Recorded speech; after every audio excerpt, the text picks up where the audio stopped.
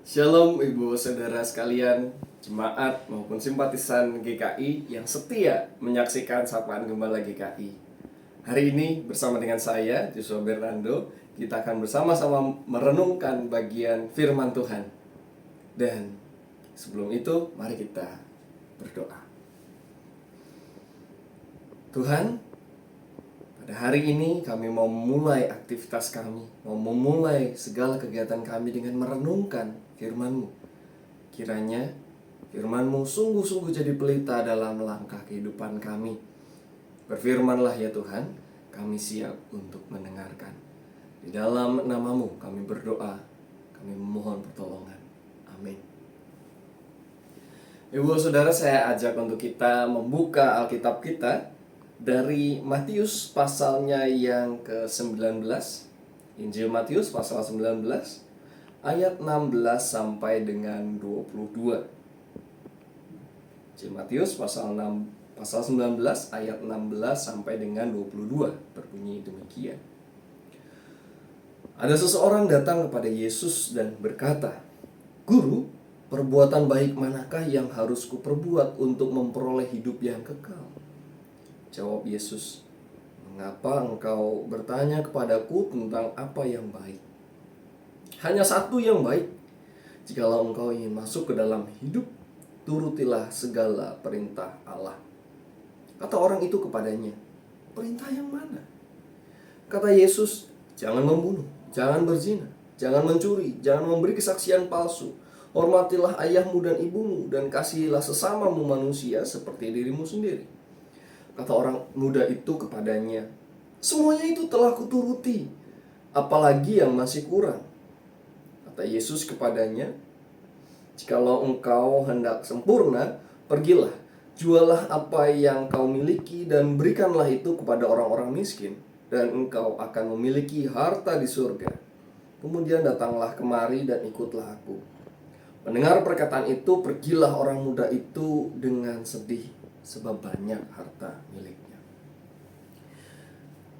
Bapak saudara, beberapa waktu ini Indonesia menyambut kedatangan seorang pemimpin negara, tapi juga pemimpin gereja Katolik sedunia, yaitu Paus Fransiskus. Menarik kalau kita perhatikan, tidak hanya warga Katolik yang tentu senang dengan kehadiran Paus Fransiskus di Indonesia, tapi juga warga-warga lainnya, termasuk orang-orang Protestan dan yang lain.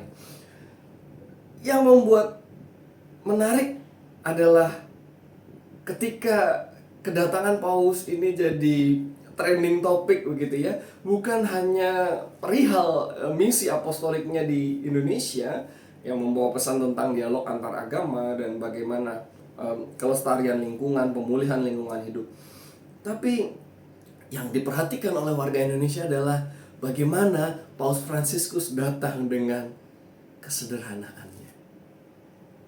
Bapak saudara, kesederhanaan Paus dilirik oleh berbagai pihak, dijadikan bahan dalam diskusi di dunia maya, dibandingkan dengan pembesar-pembesar lokal. Meme dan berita-berita banyak sekali mengangkat topik ini.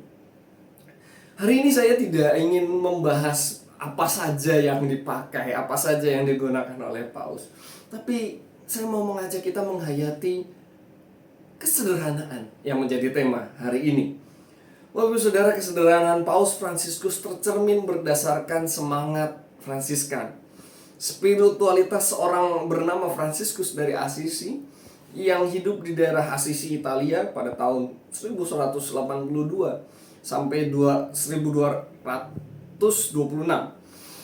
Fransiskus dari Assisi merupakan tokoh yang menekankan dua spiritualitas. Yang pertama, Bapak saudara, adalah spiritualitas kemiskinan, kesederhanaan, kehinadinaan.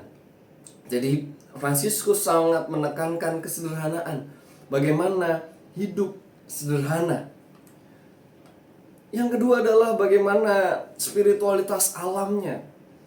Fransiskus tidak ragu mengajak atau berkhotbah di hadapan para burung, karena Fransiskus mengingat tentang Mazmur 148. Kita semua mengundang seluruh alam semesta memuji, memuliakan Tuhan. Oh, saudara, Fransiskus dari Asisi adalah seorang anak saudagar kaya, penjual kain, merupakan, kalau kita bahasakan, tuan muda, Bapak Ibu Saudara. Dia punya segala sesuatu, punya tempat tinggal, pakaian yang layak, dan lain sebagainya. Tapi segala sesuatunya itu ia tinggalkan ketika ia berjumpa dengan Yesus. Keluarganya ditinggalkan, harta bendanya ditinggalkan. Dia pergi memperbaiki gereja-gereja yang rusak. Bukan dengan kekayaan orang tuanya, tapi dengan upaya sendiri, dengan kemiskinan yang ia miliki. Saudara, tentu kemudian kita ingat, ini berbanding terbalik dengan kisah pemuda kaya tadi. Pemuda kaya yang tadi kita baca punya niat baik untuk menanyakan tentang hidup yang kekal. Ada semangat dari orang muda ini untuk lebih daripada yang lain, memikirkan hal yang spiritual.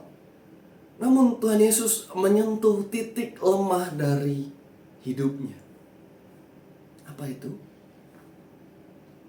Titik itu adalah keterikatannya pada kekayaan, kepemilikan. Yesus di sini tidak sedang menolak hukum Taurat, tidak sedang menolak tentang kepemilikan pribadi, tentang harta. Tentu harta itu perlu dikelola. Tuhan Yesus sendiri punya bendahara di antara murid-muridnya. Tapi ia mau menunjukkan bahwa kepatuhan pada hukum, kepemilikan yang materi, itu tidak cukup jika hati seseorang masih terikat pada hal-hal duniawi. Masalah sebenarnya bukan pada kekayaan, bukan pada jumlahnya, tapi bagaimana prioritas dan keterikatan hati seseorang.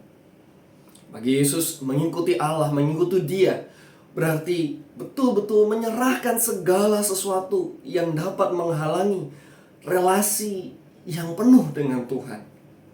Jika seseorang masih bergantung pada yang duniawi, pada yang materi, tidak mampu melepaskan apa yang dimilikannya saat ini di sini, maka ia belum mampu melihat, belum mampu merasakan bahwa tanpa itu semua Allah mampu mencukupkan. Saudara, kekayaan dapat menjadi berhala yang menuntut kesetiaan seseorang, menghalangi hubungan yang sejati dengan Tuhan. Ya, kalau prinsip fisika ada gaya berbanding lurus dengan tekanan. Semakin besar gaya, makin tekanannya semakin besar. Nah, kalau hidup kita banyak gaya, tekanan juga semakin banyak. Kita semakin sulit untuk bersyukur.